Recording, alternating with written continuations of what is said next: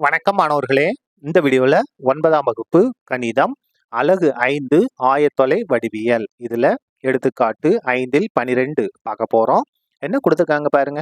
ஒரு வட்டத்தின் மைய புள்ளி 3,-4 AB ஆனது அந்த வட்டத்தின் விட்டம் மற்றும் Bன்ற புள்ளி 5,-6 எனில் A இன் ஆயத்தொலைவுகளை காண்க. என்ன கொடுத்திருக்காங்க பாருங்க. ஒரு வட்டம் இருக்கு. வட்டத்தோட மையம் கொடுத்திருக்காங்க. வட்டத்தோட மையம் என்ன? 3,-4. அதுக்கடுத்து ஏபின்றது விட்டம்னு சொல்லியிருக்காங்க. ஏபின்றது விட்டம். விட்டம்னா என்ன? வட்டத்தின் மீது இருக்கக்கூடிய ஏதாவது 2 புள்ளியை தொடணும். எதன் வழியே செல்லணும்? மையத்தின் வழியே செல்லணும். இதான் என்னது? விட்டம். நம்ம என்ன கண்டுபிடிக்கணும்? ஏவோட தொலைவை கண்டுபிடிக்கணும். தெரியல பாருங்க. ஏன்ற புள்ளியை நம்ம x,yன்னு எடுத்துக்கிட்டோம். பீன்ற புள்ளி அவங்களே கொடுத்துருக்காங்க. என்னது? 5,-6. சரியா? இப்ப பாருங்க. இந்த ஏபியோட நடுப்புள்ளி மையப்புள்ளி தான் இந்த 3,-4. அப்ப நம்ம எதை கண்டுபிடிக்கணும்? ஏன்ற புள்ளியை கண்டுபிடிக்கணும். அதாவது XY மதிப்பை கண்டுபிடிச்சு இங்க பிரதிட்டோம்னா கணக்கு முடிஞ்சு. சரியா? இப்ப பாருங்க. கணக்கின்படி ஏன்ற புள்ளி என்ன பாருங்க. ஏன்ற புள்ளி X, Y. பீன்ற புள்ளி என்னது? 5,-6ன் நடுப்புள்ளி. நடுப்புள்ளினாலும் மைய புள்ளினால் ஒண்ணுதான். நடுப்புள்ளி என்னது? 3,-4. நடுப்புள்ளி 3,-4. இந்த இடத்துல நம்ம நடுப்புள்ளிக்கான ஃபார்முலாவை இதுக்கு நம்ம சமப்படுத்த போறோம். நடுப்புள்ளிக்கு ஃபார்முலா என்ன? x1 + x2 / 2, y1 + y2 / 2. இதான் என்னது? நடுப்புள்ளிக்கான ஃபார்முலா. இது எதுக்கு சமமா இருக்கும்? இந்த 3,-4க்கு சமமாக இருக்கும். இந்த முதல் புள்ளி இருக்கு இல்லையா? இது x1 y1, ரெண்டாவது புள்ளி x2 y2. சரியா?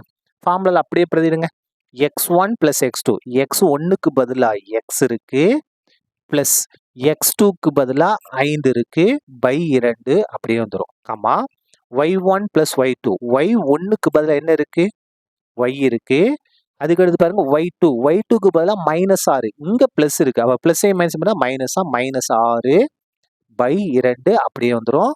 இது எதுக்கு சமமா இருக்கும்? 3,-4க்கு சமமாக இருக்கும். சரியா? இப்ப பாருங்க. நம்ம இதுவும் xy, இதுவும் xy தான். சரியா? அப்ப x மற்றும் y இன் மதிப்புகள் நம்ம சமப்படுத்த போறோம். x ஐ சமப்படுத்தணும், y சமப்படுத்தினா நமக்கு ஈஸியா x மற்றும் y இன் மதிப்புகள் கிடைச்சிரும். இப்ப பாருங்க. இந்த இடத்துல x + 5/2 = எதுக்கு சமமா இருக்கும்? இந்த 3க்கு சமமாக இருக்கும். அதே மாதிரி இங்க பாருங்க. y - 6/2 இது எதுக்கு சமமா இருக்கும்? இந்த -4க்கு சமமா இருக்கும். முதல்ல இருக்கு x சமப்படுத்தணும், ரெண்டாவது y சமப்படுத்தணும். இது சுருக்கிடுமா? இப்ப பாருங்க. x + 5 = 3 பெருக்கல் இந்த 2 வகுத்தலுக்கு வந்தா பெருக்கலா மாறும். அப்ப x = 3 2 பெருக்கினா 6, இது +5 இங்க வந்தா -5 மாறும். அப்ப x = 6ல 5 கழிச்சோம்னா 1. சரியா? அப்போ x ஓட மதிப்பை கண்டுபிடிச்சிட்டோம் 1. அதுக்கு அடுத்து பாருங்க. y - 6 = -4. இந்த 2 வகுத்துல இருக்கு, இங்க வந்தா பெருக்கலா மாறும். அப்போ y = பிளஸ் மைனஸ் பண்ணா மைனஸ், 4 2 8. இது -6 இங்க வந்து என்ன மாறும்? +6 மாறும். அப்போ y = இது 2 வேற வேற குறி. அப்ப கழிக்கணும். பாருங்க. 8ல 2 கழிச்சு 8ல 6 கழிச்சோம்னா 2. பெரிய நம்பருக்கு மைனஸ் இருக்கு, -2. சரியா? இதான் என்னது? நமக்கு தேவையான x மற்றும் y இன் மதிப்புகள். நமக்கு என்ன வேணும்? a in ஆயத்தொலைவு. therefore a இன் ஆயத்தொலைவு. ஆயத்தொலைவு என்ன? அந்த புள்ளியை நம்ம கண்டுபிடிக்க போறோம்.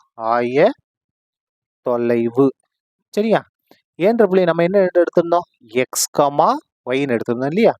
அப்ப ஏன்ற புள்ளி x பாருங்க. x ஓட மதிப்பு 1, y ஓட மதிப்பு -2. இதான் என்னது? நமக்கு தேவையான ஏன்ற புள்ளி. என்ன? 1, -2. சரியா? அவ்வளவுதான். இந்த கணக்கு முடிந்தது. நன்றி.